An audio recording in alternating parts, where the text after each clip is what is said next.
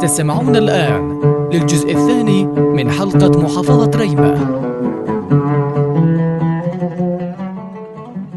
عندما تتحدث عن تاريخ ريمة فإن التاريخ كفيل بأن يخبرنا عن تاريخ هذه المحافظة الجميلة، حيث يوجد العديد من الآثار والنقوش التاريخية، والتي يعود أشهرها للقرن الخامس قبل الميلاد، حيث عثر على أحد النقوش في جبل الدومر يظهر بأنها واحدة من دويلات الدولة القتبانية، حيث يظهر ذلك النقش وجود معبدان في جبل الدومر للإله عمرو، حيث سيطرت الدولة القتبانية على ريمة في القرن الخامس الميلادي، ووصل التمدد القتباني حتى باب المندب. كما يوجد في ريمة العديد من الحصون التاريخية الشاهدة على حضارة وعظمة الإنسان اليمني في ريمة، منها حصن قلعة المنتصر، ويقع هذا الحصن بمديرية السلفية. هو عبارة عن حصنين قائمين ويحيط بهما سور يوجد داخله نوبتان للحراسة، وفيه حوض للماء، 15 مدفناً لخزن الحبوب والمؤن، وجامع قديم. حصن مسعود، وهو حصن عظيم يقع شرق الجبين، عبارة عن 3 أدوار محاطة بسور لا تزال مبانيه قائمة، وبعض أجزاء السور مهدمة، ويوجد وسط ساحته صهاريج ومدافن مطلية بمادة القضاد يتم استخدامها لخزن المياه والحبوب، وعلى جدران الحصن فتحات عديدة كانت تستخدم لفوهات المدافع.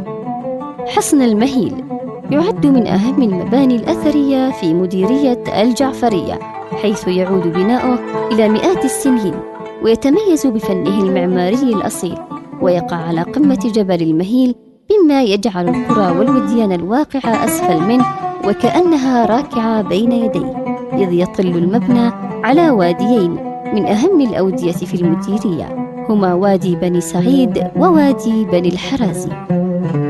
وكذا حصن غوران، حصن دنوة ببني الضبيبي بمديرية الجبين، حصن مشحم بني بالضيف بالجبين، حصن الطويلة بمدينة الجبين. ويشير أهالي المنطقة أنه يوجد على صخوره كتابات ومخربشات بخط المسند. حصن دار الجبل، ويقع على قمة بني العبدي مديرية السلفية. كما تتميز مديرية كسمة علاوة على المواقع الطبيعية بالعديد من القلاع والحصون الحربية. قلعة حصينة، وتقع على رأس جبل الجون، ويعود تاريخها إلى الحكم العثماني، وهي مبنية بأحجار صخرية مهندمة بدقة وعناية، وفيها منشآت وأبراج دفاعية موزعة على الأسوار المحيطة بالقلعة. محل سبا قرية الحب، وقد أقيمت على هضبة مرتفعة فوق خرائب موقع أثري يعود تاريخه إلى عصور ما قبل الإسلام، وتمت زخرفتها هندسياً من قبل الأجداد مستخدمين في بنائها أحجار قديمة. وفي وسط هذه القرية مسجد صغير وربما كان معبداً، وبقايا جدران المدينة تنتشر أحجارها الأثرية بين الحقول الزراعية. جبل راعة، على قمته خرائب وأنقاض لقلعة حربية تعود إلى الفترة الأولى لحكم العثمانيين. كما تتواجد العديد من القلاع في قمة جبال مديرية السلفية، ووجود خرائب على قممها. جبل الدومر عبارة عن سلسلة جبلية تتميز بمدرجاتها الزراعية المنتشرة على أجزاء متفرقة منه. قرية المكتوب، وتقع في عزلة الجداجد لمديرية بلاد الطعام، ويوجد فيها صخرة كبيرة يزيد ارتفاعها عن 5 أمتار وعرضها عن 6 أمتار، عليها كتابات بلغة يمنية قديمة. ويوجد في ريمة كهف عزلة المسخن على قمة جبل عزلة المسخن، ويوجد فيه كتابات بلغة يمنية قديمة. ولقد اشتهرت محافظة ريمة بالمواقع الطبيعية الجميلة الساحرة والخلابة، خصوصاً مديريتي الجعفرية وبعض عزل مديرية كسمة، وبعض عزل تابعة لمركز محافظة الجبين. ومن أهم هذه المواقع جبل شرف، ويقع في عزلة بني الجعدي بمديرية الجعفرية.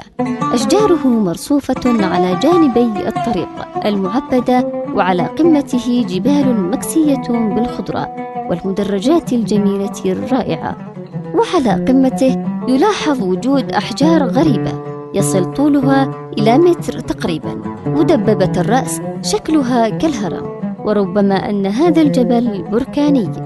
شلال ضاحية الركب يقع في مديرية الجعفرية، يعتبر من الشلالات الكبيرة والجميلة، وهو عبارة عن مصب مائي تتدفق مياؤه منذ القدم من أعلى جبال الحدية، ويجري عبر الصخور بعرض يقدر بحوالي 5 أمتار، قابل للتوسع، ويمتد طوله حتى يصب في الوادي الأخضر بني الغربي، مكونا لوحة بديعة وجميلة، وهو موسمي يرتبط بسقوط الأمطار.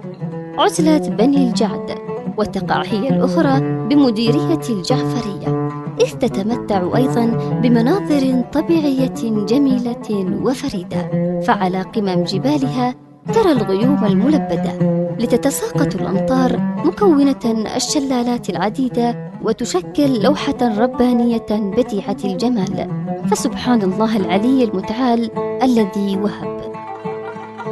قرية الغرة، والتي تعد قرية تاريخية قديمة، تقع في عزلة بني بالضيف بالجبين، وسميت بغرة نسبة إلى غرة العلم والعلماء فيها، وتقع على حافة هضبة جدارها يشكل سورا طبيعيا لها، بيوتها متلاصقة ولا يتجاوز ارتفاع مبانيها عن طابقين، وأهم ما يميزها هو عدم القدرة على الوصول إليها إلا عبر بوابتها الرئيسية.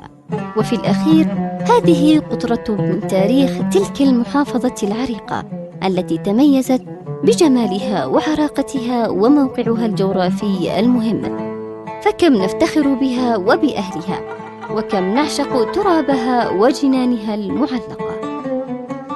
كنت معكم من الإعداد والتقديم هيام الكحيلي، ومن الهندسة الصوتية محمد الحاجري.